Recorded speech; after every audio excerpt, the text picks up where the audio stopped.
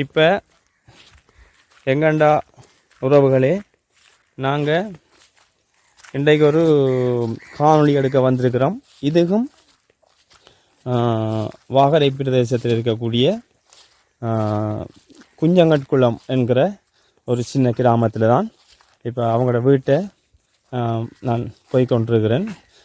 மக்களை சந்தித்து அவங்களுக்கு என்ன பிரச்சனைன்றதை கேட்டறியும் வர சொல்லியிருக்காங்க. இப்போ தான் வந்திருக்கிறேன். என்ன மாதிரி நல்லா நிலக்கற எப்படி இருக்கிறீங்க? நல்லா இருக்கிறீங்களா? என்ன குரல் வருது இல்லை?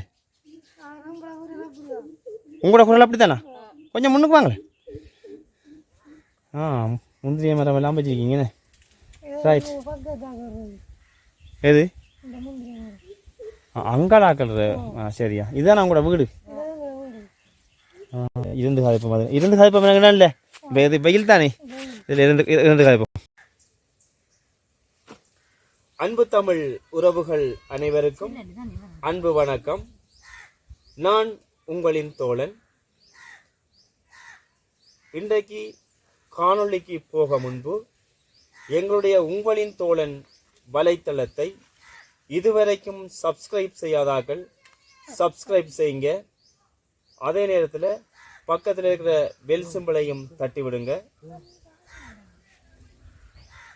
அப்படி என்றால்தான் நாங்கள் போடுற ஒவ்வொரு காணொளிகளும் உங்களுக்கு உடனடியாக வந்து சேரும். அதே போல் காணொளியை பார்த்துவிட்டு உங்களுடைய விருப்பத்தை தெரிவிங்க. கீழே உங்களுடைய அன்பான கருத்துக்களையும் தெரிவிங்க. நீங்கள் கருத்துக்கள் மூலம் எங்களுக்கு தெரிவித்தாதான் மேற்கொண்டு நாங்கள் இந்த காணொளிகள என்ன பிழை என்ன சரி செய்கிறோம்ன்றதை திருத்தி காணொளிகளை போடுறதுக்கு எங்களுக்கு உதவியாக இருக்கும். நீங்கள் ஒவ்வொருத்தரும் தார ஆதரவில் தான் நாங்கள் வளர்ச்சி அடைகிறதுக்கும் உங்களுடைய ஆதரவு தான் எங்களுக்கு தேவை. அதனால் எங்களுடைய வலைத்தளத்தை சப்ஸ்கிரைப் செய்து எங்களை மேலும் வளர்த்து விடுறதுக்கு உங்களுடைய உதவியை நான் கேட்டு நிற்கிறேன். இப்பொழுது இந்த குடும்பத்தை சந்திக்க வந்திருக்கிறோம். இந்த குடும்பத்தில் அவங்க ஒரு கணவன் ஒரு மனைவி ஒரு சின்ன பாபா இருக்காவு. அவங்க இதுதான் அவங்களுடைய குடும்பம். இந்த குடும்பத்தை தான் இன்றைக்கு நாங்கள் சந்திக்க வந்திருக்கிறோம். அப்போ அவங்கள்ட்டே நாங்கள் அவங்க கிராமம் அவங்களோட தொழில்கள் என்ன செய்கிறாங்க என்ன பிரச்சனைன்றதை நம்ம அவங்கள்ட்டே கேட்டு தெரிஞ்சு கொள்வோம். வணக்கம். எப்படி இருக்கிறீங்க? நல்லா இருக்கிறீங்களா? என்ன குரல் பிரச்சனை? ஏற்கனவே நல்லா இருந்ததா? பிறக்க கூட நல்லா இருந்தது. என்னண்டா இவர குரல் சத்தம் கேட்குதுன்னு தெரியாது. இவர குரல் இவர் பிறக்கக்குள்ள நல்லா தான் இருந்திருக்கு. நம்ம கதைக்கிற மாதிரி தான் இருந்திருக்குது. பிறகு இடையில என்ன நடந்தது? எப்படி வருத்தம்? அஸ்மா நோய் இவருக்கு வந்திருக்குது. எத்தனை வயசு மட்டும் வந்திருக்கு? 6-7 வயதுல அஸ்மான்ற ஒரு நோய் வந்ததால இவருக்கு இந்த குரல் மாறிச்சு. குரல் இது மாறிட்டு. சரி, அப்ப இது அதுக்கு பிறகு உங்களுக்கு அப்படியே அந்த குரல் அப்படியே போயிட்டு போயிட்டேன்னு. சரி, இப்போ குரல் சின்ன தான் விளங்கு. முதல்ல உங்களுக்கு சின்ன சத்தமா இருந்ததா குரல்?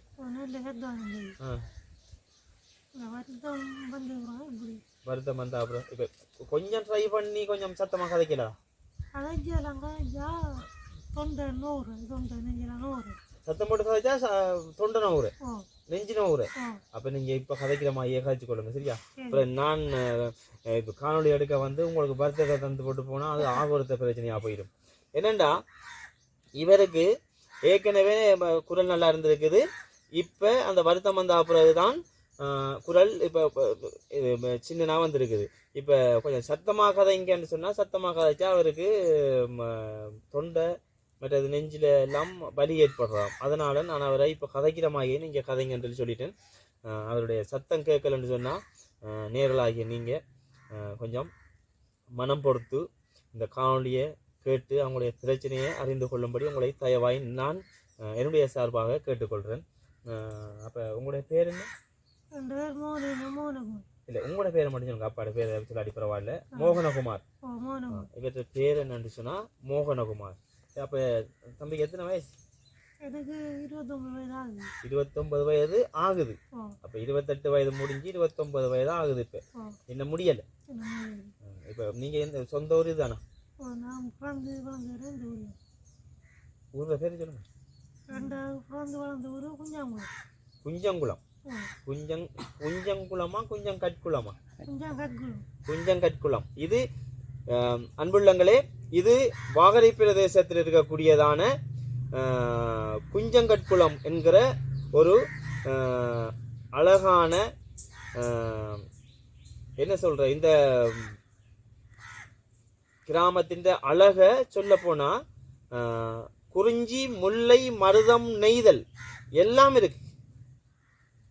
பாலை மட்டும் இல்லை, குறிஞ்சி, முல்லை, மருதம், நெய்தல். மலை இருக்குது, வயல் இருக்குது, காடு இருக்குது, குளத்து தண்ணி இருக்குது.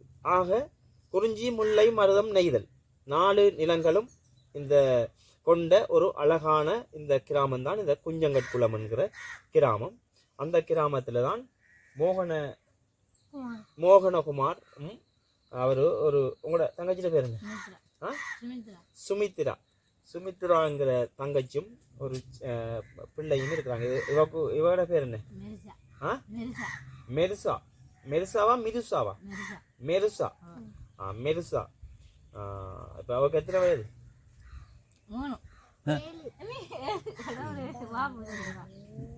7 வயதா? 7 வயதா? உங்களுக்கு ஒரு பிள்ளை தானே? ஒரு பிள்ளை 7 வயது. மெருசான்ற எத்தனையாம் ஆண்டு படிக்கிறாவோ? 3ஆம் ஆண்டு. மெருசா 3ஆம் ஆண்டு. எந்த ஸ்கூல்ல படிக்கிறாவோ? இவ வந்து மதுரங்கேணிக்குளம் என்ற பக்கத்து கிராமத்துல தரம் 3ல படிக்கிறாவோ. இங்கிருந்து எத்தனை கிலோமீட்டர் வரும் மதுரங்கேணிக்குளம்? நடந்து போனாலும் அதே கிலோமீட்டர் தான். பஸ்ல போனாலும் என்னத்துல போனாலும் எத்தனை? ஒரு 2 கிலோமீட்டர். 1 கிலோமீட்டர். இதிலிருந்து குஞ்சங்கட்குளத்திலிருந்து மதுரங்கேணி குளத்துக்கு போறதுக்கு 2 கிலோமீட்டர். இப்போ ஸ்கூலுக்கு நடையில போறதா இல்லை யாரும் ஏற்றி கொண்டே விடுறதா இல்லை நடந்து போற? இப்போ இவ வந்து 3ஆம் 3ல படிக்கிறாவும் மதுரங்கேணி குளம் பாடசாலையில். இந்த குஞ்சங்கட்குளத்திலிருந்து 2 கிலோமீட்டர் நடையில தான் அங்கே போயிட்டு தான் இவ படிக்கிறது. சரி, அப்போ நீங்கள் என்ன தொழில் செய்கிறீங்க? நான் வந்து மாடு கட்டுவேன். மாடு கட்டுற? உங்களோட மாடா? இல்லை, கூலிக்கு ஆக்கல்ற மாடை எடுத்து கட்டுற. அப்போ இன்றைக்கு போகலையா? இது வந்தாங்க இதவேல்ற காலையில் போட்டுட்டு சொல்லுங்க என்ன மயன். இப்போ மாடு மேய்ஞ்சு கொண்டு இருக்கும். ஒரு 4 மணி போதும். 4 மணிக்கு போயிட்டு மாட்டை கண்டல அடக்கி போட்டு காலையில் போட்டுட்டு காலையில் போட்டு இங்கே வந்து 6 மணி ஆகும். அப்போ 4 மணிக்கு போயிட்டு இப்போ அவருக்கு நான் தான் டிரான்ஸ்லேட் பண்ணணும். காலையில் சாரி பின்ன மாலை 4 மணிக்கு போயிட்டு மாடெல்லாம் இப்போ மாடெல்லாம் மேய்ந்து கொண்டு இருக்கும். அதை காலையில் கொண்டே காலையில் போட்டு கண்டு வேறையா பெரிய மாடு வேறையா அடைச்சிட்டு திரும்ப அவர் வீட்டை வந்து சேர்த்ததுக்கு 6 மணி ஆகுமா? 6 மணி ஆகும். எத்தனை மாடு மட்டும் இருக்கு? 100 மாடு வச்சிருக்கு. ஒரு ஒரு ஆள் ஒரு மாட்டு பண்ணையாளர் மாட்டை நீங்கள் பராமரிக்கிறீங்க. அப்போ அதுக்கு உங்களுக்கு எவ்வளோ மாதத்துக்கு சம்பளம் தருவாங்க? 30,000. மாதம் 30,000. அப்போ ஒரு நாளைக்கு 1000. ஒரு நாளைக்கு 1000 ரூபா படி ஒரு மாதத்துக்கு 30,000 கொடுக்குறாங்க. இப்போ 30,000 உங்களோட வாழ்க்கை செலவுக்கு என்ன காணுமா இல்லை காணாதா இல்லை மட்டா இருக்குதா என்ன மாதிரி? காணாது. இப்போ 30,000 இப்போ சாமானுக்கு இருக்கிற விலைகளுக்கு என்ன இப்போ இங்கே எவ்வளோ அரிசி எவ்வளோ இங்கே கடைகள் இங்கே அரிசி ஒவ்வொரு நாளும் வேண்டுறீங்களா இல்லை மூடையாக வேண்டி போடுறதா? நாங்கள் இந்த ஒவ்வொரு நாளும் வேண்டுறோம். எவ்வளோ எவ்வளோ ஒரு ஒரு கொத்து இல்லை ஒரு கிலோவா? 250 வைக்கிறாங்க கொத்து. இங்கே என்னன்னு சொன்னா 350 ரூபாயா ஒரு கொத்து? என்னண்டா இப்ப இது கிராமப்புறங்கள் என்றபடியா கிலோ கணக்குல இல்ல இங்க அரிசி கொத்து, அதாவது வந்து 4 சுண்டு என்ன 4 சுண்டு ஒரு கொத்து என்று சொல்றது. அது வந்து ஒரு கொத்து அரிசி இங்க விவசாயம் செய்யற இந்த குஞ்சங்கன் குளத்திலேயே ஒரு கொத்து அரிசி 350 ரூபா. 350 தானே? 350 ரூபா. அப்ப நீங்க ஒவ்வொரு நாளும் அரிசி வேண்டித்தான் சமைக்கிறேன். அப்ப 350 ரூபான்னு சொன்னா இப்ப உங்களுக்கு ஒரு நாளைக்கு எவ்வளவு அரிசி தேவை உங்களுக்கு? சமைக்கிறவங்களுக்கு தான் தெரியும். ஒரு நாளைக்கு எவ்வளவு அரிசி சமைப்பீங்க? 3 சுண்டு. 3 சுண்டுண்டா கிட்டத்தட்ட உங்களுக்கு 3 சுண்டுனா 4 சுண்டுனாலும் ஒரு மாதத்துக்கு 120. ஒரு மூட அரிசி காணா வருமாக்குமா? 25 கிலோ அரிசி காணாது என்ன? 25 கிலோ அரிசி காணாது. 30 கிலோ அரிசி வேணும் உங்களுக்கு. 30 கிலோ அரிசி இருந்தாலும் அப்ப அதுக்கே உங்களுக்கு நியாயமான காசு போகுமே அரிசிக்கு மட்டும். 30,000 எடுத்து காணாது. அப்ப அதுக்குள்ளதான் பிள்ளை 3ஆம் ஆண்டு படிக்கிறவ. அப்ப இவக்கு கொப்பி சாமான் எல்லாம் நீங்க வேண்டி கொடுக்குறதா இல்ல யாரும் தரவங்களா? நீங்க வேண்டி கொடுக்குறோம். எவ்வளவு ஒரு கொப்பி? ஒரு கொப்பி 250 ரூபா. 250 ரூபா ஒரு கொப்பி. 100 தாள் கொப்பி 240 250 ரூபா. எத்தனை கொப்பி வேண்டணும்? 7 கொப்பி. என்னண்டா இவ தரம் 3ல படிக்கிறாவு. இவக்கு 7 கொப்பி வாங்கணும். 7 அது வந்து ஒரு தவணைக்கா அல்லது ஒரு 3 மாதத்துக்கு ஒரு தவணை. அப்போ ஒரு தவணைக்கு 7 கொப்பியா இல்ல முடிய வேண்டி கொடுக்கணுமா? முடிய வேண்டி. ஒரு கொப்பியில விலை 200. எனக்கும் சரியா தெரியாது. பார்ப்போம் நம்ம கொப்பி எவ்வளோ அடிச்சிருக்காங்கன்னு பார்ப்போம்.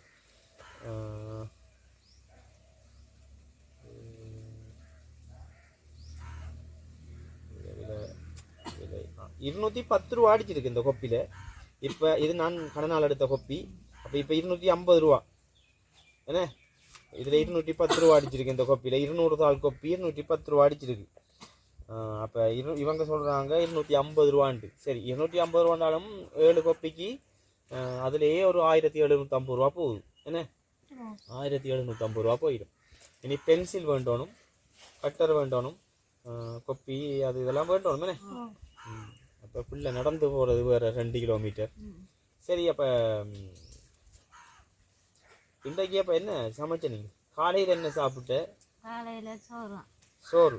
சரி ஜப்பாமி. ஜப்பாமி கொஞ்சம் சத்தம் வாங்காதீங்க. நீங்கள் ஜப்பாமின்றதே கேட்காதாங்க. இப்போ மதியத்துக்கு அதுதான். இப்போ காலமே சமைச்சிட்டிங்களா? இப்போ பால் எல்லாம் எடுத்து வரணுங்களா? இப்ப பால் இல்ல. பால் இருந்தா மதியம் கொடுக்குறேன், காய்ச்சி கொடுக்குறேன். பால் இல்லை.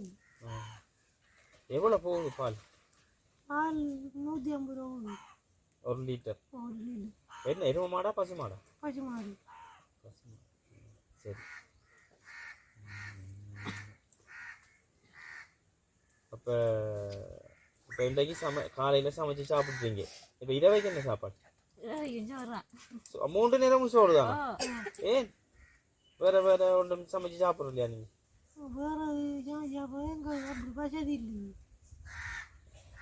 என்னண்டா வேற சாப்பாடு சமைச்சு சாப்பிடுறதுக்கு அவருக்கு நான் டிரான்ஸ்லேட் பண்றபடியா, அவரு சத்தம் கேட்காதபடியா வேற நீங்க ஓரளவுக்கு அங்க பார்த்து சொன்னீங்கன்னா ஓரளவுக்கு விளங்கும். ஏன்டா உங்களோட குரல் கேட்டா தான் அவங்களுக்கு அவங்க நினைப்பாங்க நான் தான் சொல்றேன்னு சொல்லி. சரிதானே? அவர் சொல்றாரு என்னண்டா, நீங்க சொன்னதை திரும்ப ஒருக்கா சொல்லுங்க. இரவில் வேறு சாப்பாடு சமைச்சாப்பாடு வசதி இல்லை. ஆ. காலையில் ஆகிற சோறு தான் காய்க்கு வச்சிருந்து சாப்பிடுவோம். இரவு பகலைக்கு சமைக்கிற சாப்பாட்டை தான் இரவைக்கும் வச்சிருந்து சாப்பிட்றது. வேற சாப்பாடு அதாவது வந்து சோறு தான் மதியம் சமைக்கிறத வச்சிருந்து இரவைக்கும் சாப்பிட்றது. அப்போ அது வேறொரு சாப்பாடு அவங்க புட்டோ அல்லது ரொட்டியோ அல்லது பானோ ஏதோ ஒன்று செய்து சாப்பிட்றதுக்கு அவங்கள்ட்ட வசதி இல்லைன்னு அவர் தான் சொல்கிறாரு. சரி, அப்போ பிறகு நீங்கள் அப்போ இறைச்சியில் ஒன்றும் சமைச்சு சாப்பிட்றோம் இல்லையா?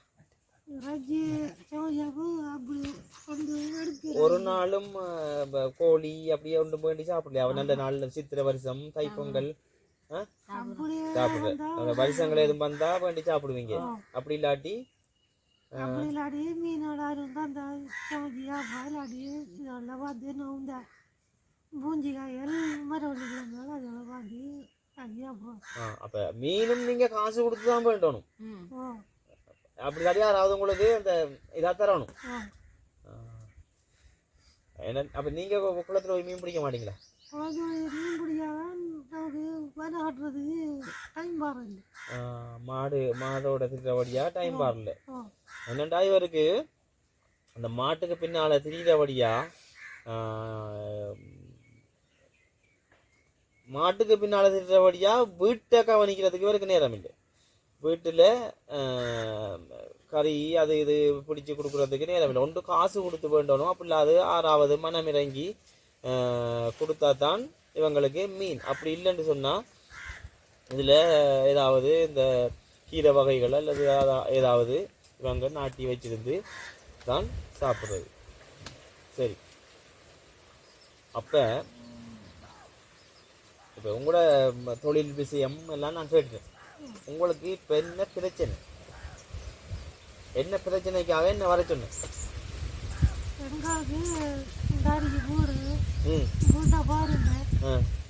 வீடு இந்த ஒரு 5 தடவை அடிக்கிறோம். 5 நாளா? 4 தடவை. 4 தடவை அடிக்கிறோம். அதே இந்த ஆட்டோ படி சின்ன சின்ன சென்று தான் அப்புறம் ஓடி தான் ஓட்ட தவிர மழை பெஞ்சாலும் பாப்போம். சத்தம் படுதாண்டு பாப்போம். மழை பெஞ்சாலும் இருக்கா? மழை பெஞ்சா செய்தாலும் தண்ணி வரும், மேலாலும் கொழுவுறோம் தண்ணி. என்னண்டா அவர் சொல்றாரு. இப்போ அவ கதைக்கிறது கொஞ்சம் கூச்சப்படுறபடியா தங்கச்சி தம்பி தான் கதைக்கிறாரு. அவரோட குரல் உங்களுக்கு விளங்கும் ஓரளவு. அவர் சொல்றாரு என்னண்டா 4 தகரம் வச்சு நாங்கள் ஒரு வீடு அடிச்சிருக்கிறோம். கீழுக்கு இது வழியே இதுக்கு இந்த ஓட்ட தகரங்கள் இதுகள் எல்லாம் பிறக்கி இந்த ஆட்டோவில் அந்த மேலுக்கு இருக்கிற சீலை அந்த சீலையெல்லாம் வச்சு தான் நாங்கள் இந்த வீட்டை நான் அதை காணொலியில் உங்களுக்கு காட்டுறேன். அதை செய்து தான் இந்த வீட்டை நாங்கள் கட்டியிருக்கிறோம். மிச்சத்தை சொல்லுங்க. வீட்டை கட்டியிருக்கிறோம்.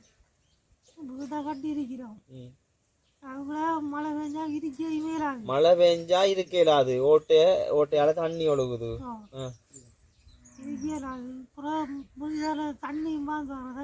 கீழால ஓடி வர தண்ணியும் வீட்டுக்குள்ள வருது. வீடு இருக்க இயலாது. சரி, அப்போ வீடு ஊடிட்டு நீங்க என்ன செய்வீங்க? இந்த டெண்டை போட்டு தான் படுக்கிற. அன்புள்ளங்களே, இந்த குடும்பத்தினுடைய நிலைமையை பாருங்க. அவங்க மேலுக்கு தகரம் தான் போட்டிருக்காங்க. 4 தகரம். நான் அது வீட்டை காட்டக்குள்ள உங்களுக்கு காட்டுறேன். 4 தகரம் போட்டிருக்காங்க. டெண்டுகள் மற்றது இது வழியை புறைக்கின எங்கேயோ எடுத்த இந்த ஓட்ட தகரங்களை போட்டு தான் அடிச்சிருக்காங்க. கீழுக்கு நிலத்துல தான் இருக்கு. அப்படி உள்ளுக்கு தண்ணி ஏதாவது வந்தா இந்த இருக்கிற தரப்பால தான் விரிச்சு போட்டு தான் படுக்கிறதா. இந்த தரப்பால விரிச்சு போட்டு தான் இந்த சின்ன பிள்ளையும் வச்சுட்டு இவங்களும் சின்னாக்கள் தான் அந்த சின்ன பிள்ளையும் வச்சுட்டு படுக்கிறேன்னு சொல்லி அவர் சொல்றாரு. சரி, அப்ப இப்ப உங்களுக்கு அந்த இதுதான் வீடு. அப்ப உங்களுக்கு இப்ப என்ன செய்யும்? எங்களுக்கு உதவி செய்யறேன்னா ஒரு வீடு கட்டிதான் ஒரு உதவி. என்னண்டா இப்ப நான் நான் வந்து என்னென்னா இப்போ இப்படி தான் கஷ்டப்பட்ட ஆக்களை படிக்கிறதுக்கு பிள்ளைகளுக்கு படிக்கிற ஆக்களுக்கு கஷ்டமாக இருந்தால் அவங்களுக்கு சின்ன சின்ன உதவிகள் செய்கிறேன். மற்றது இப்போ இப்போ உங்களுக்கு வீடு கட்டி தாரணுன்ட்டு நான் உறுதியாக சொல்ல முடியாது, சரிதானே? வீடு நான் இந்த வீட்டை கட்டி தாரணுன்ட்டு உறுதியாக உங்களுக்கு வாக்குறுதி தரையிலாது. அந்த இடத்துக்கு காசு நட்ட இல்லை, தானே? நாங்களும் இந்த யூடியூப் சேனல் ஒன்று தான் நாங்கள் நடத்துகிறோம். அப்போ இந்த யூடியூப் சேனல்லேருந்து இதுவரைக்கும் எங்களுக்கும் சம்பளம் இல்லை. ஆனால் நாங்கள் எங்களோட சொந்த உழைப்பில் வர காசில் தான் இப்போதைக்கு நாங்கள் உங்களுக்கு இந்த இப்படி கஷ்டப்படுறாங்களுக்கு, கஷ்டப்பட்டு படிக்கிற பிள்ளைகளுக்கு உதவி செஞ்சு கொண்டு இருக்கிறோம், சரிதானே? இந்த காணொலியை பார்க்குற இப்போ உங்களுக்கு நாங்கள் வீடியோ எடுத்து போடுறோம் தானே, இந்த காணொலியை பார்க்குற அன்புள்ளங்கள் இலங்கை தேசத்தில் இருக்கிறவங்களோ அல்லது வெளி தேசத்தில் புலம்பெயர் தேசத்தில் இருக்கிறவங்களோ பார்த்துட்டு இந்த குடும்பத்துக்கு உதவி செய்யணுமென்று விரும்பி அவங்க உதவி செய்தால் தான் அந்த உதவியை நாங்கள் உங்கள்கிட்ட கொண்டு வந்து சேர்க்கலாம். வீட்டை உள்ளுக்கெல்லாம் போய் பார்க்கலாமா?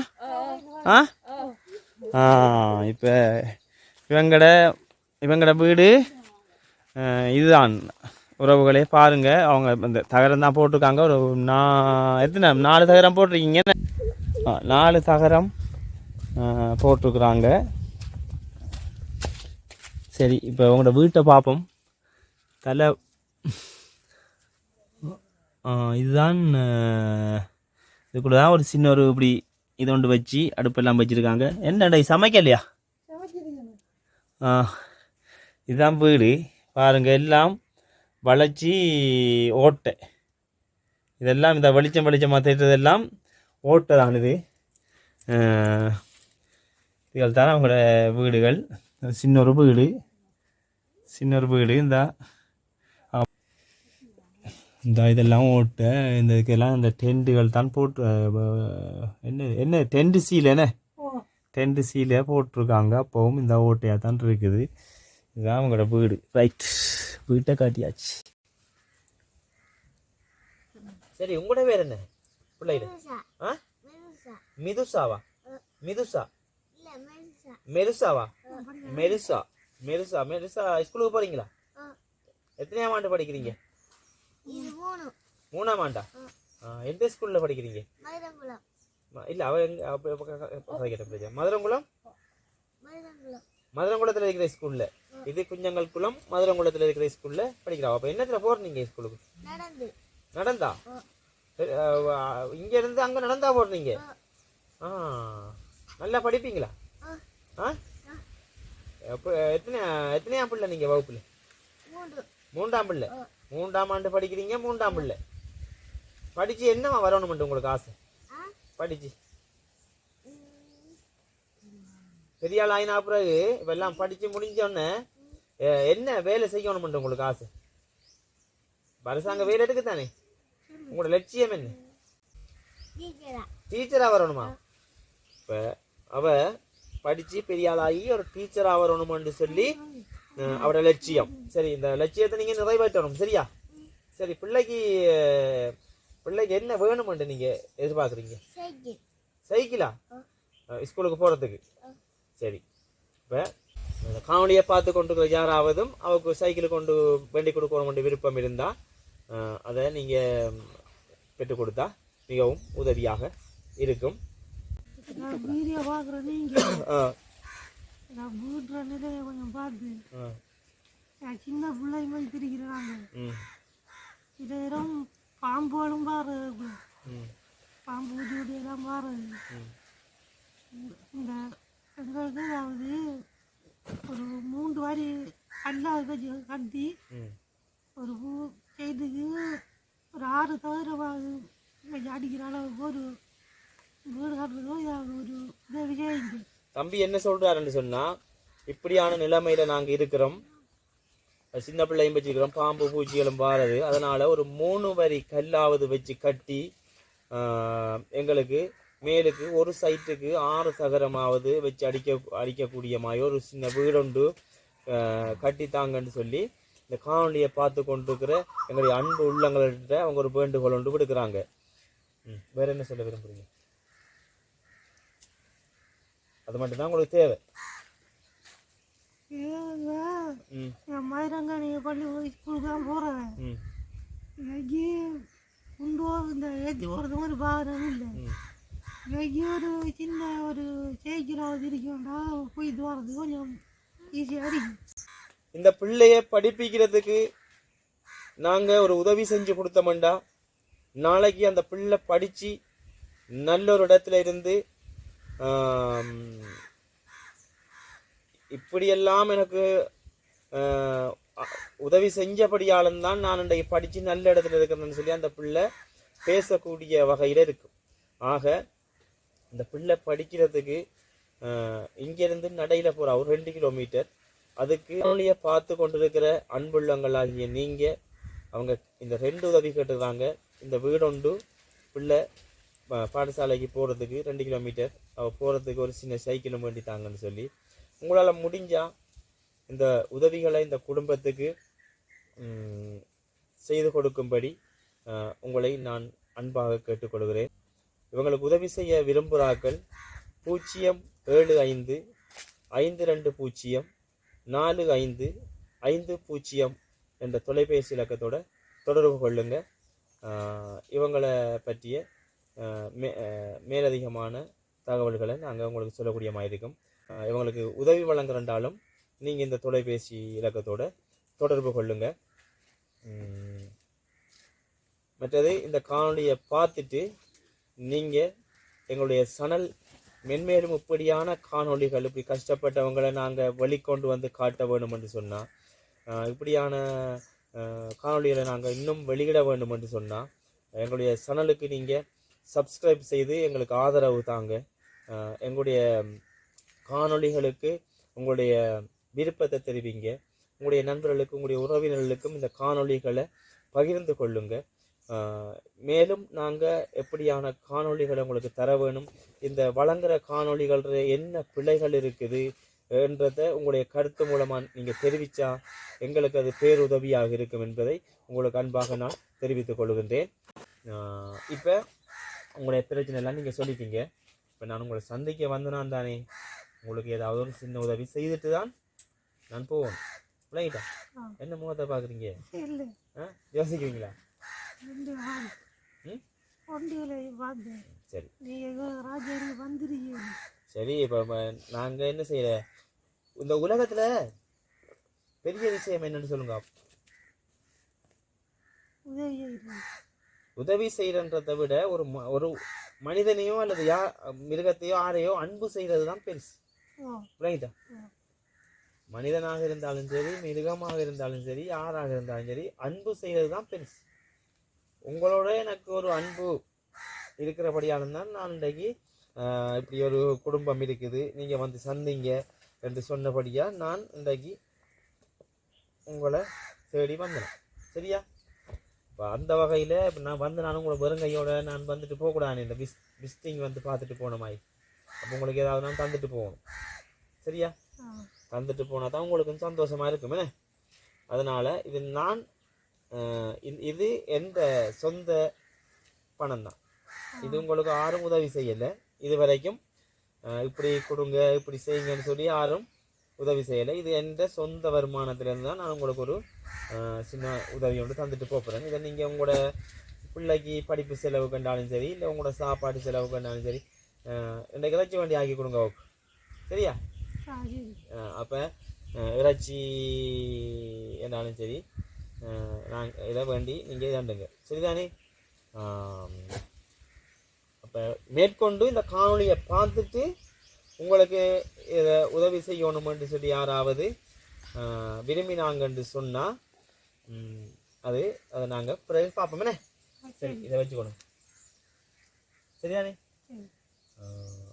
சரி நேயர்களே, இத்துடன் நாங்கள் இவங்களோட இந்த குடும்பத்தை சந்திச்சிருக்கிறோம். அவங்களோட இதுகளெல்லாம் காட்டியிருக்கிறோம். இது வரைக்கும் இந்த காணொலிகளை பார்த்து எங்களுடைய சேனலை சப்ஸ்கிரைப் பண்ணாதார்கள் சப்ஸ்கிரைப் பண்ணி கொள்ளுங்க. அதே நேரத்தில் பக்கத்தில் இருக்கிற பெல் சிம்பலையும் தட்டுங்க. காணொலியை பார்த்து விட்டு உங்களுடைய விருப்பத்தையும் தெரிவிங்க. அதே போல் உங்களுடைய நண்பர்களுக்கும் இதை பகிர்ந்து கொள்ளுங்க. முக்கியமான விடயம் என்னென்று சொன்னால், இந்த காணொலிகள் ஒவ்வொன்றையும் பார்த்து விட்டு காணொளிகளில் ஏதாவது பிழைகள் திருத்தங்கள் வர வேண்டும் என்று சொன்னால் அதை உங்களுடைய அன்பான கருத்துக்கள் மூலமாக நீங்கள் தெரிவிங்க. அப்படி என்றால் தான் நாங்கள் அடுத்த கட்ட காணொளிகளை எடுக்கின்ற பொழுது அதை நாங்கள் திருத்தி எடுக்கக்கூடிய மாதிரி உங்களுக்கு வழங்கக்கூடிய மாதிரி இருக்கும். இதுவரைக்கும் இந்த காணொளியை பார்த்த எங்கள் அன்பு உள்ளங்கள் அனைவருக்கும் உங்களுடைய பெருமதியான நேரத்தை ஒதுக்கி இந்த காணொளியை பார்த்துருக்கிறீங்க. அதற்காக உங்களுக்கு அனைவருக்கும் நான் நன்றி கூற கடமைப்பட்டிருக்கிறேன். எனவே உங்கள் அனைவரிடம் இத்துடன் இந்த காணொளியை நான் நிறைவு செய்து கொள்கின்றேன். தொடர்ந்தும் பயணிக்கும் வரை உங்களிடமிருந்து விடை பெற்றுக் கொள்ளும் நான் என்றும் உங்கள் அன்பின் உங்களின் தோழன். நன்றி.